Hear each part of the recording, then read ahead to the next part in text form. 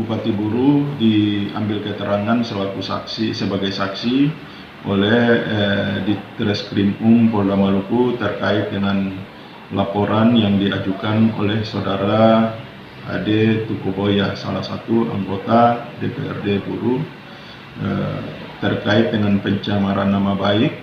Kemudian terlapornya atau orang yang dilaporkan di sini adalah Bupati Buru, sehingga sebelumnya memang kasus ini dilakukan penyelidikan oleh Polres Buru, kemudian dilimpahkan kepada Polda Maluku untuk ditangani di Polda Maluku karena memang terkait dengan kepala daerah di sana.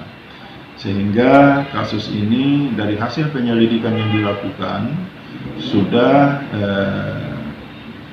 baik melalui pemeriksaan saksi-saksi kemudian ahli, ditemukan 2 alat bukti yang cukup untuk dinaikkan statusnya dari penyelidikan menjadi penyidikan. Pak, untuk proses penyidikan itu seberapa lama, Pak? Proses penyelidikan sendiri sebelumnya ditangani oleh Polres Buru dan dilaporkan pada tahun yang lalu.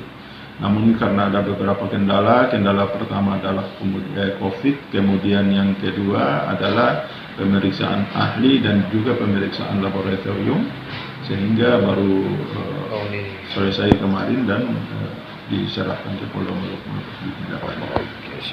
Terima kasih sudah nonton, jangan lupa like, subscribe, dan share ya!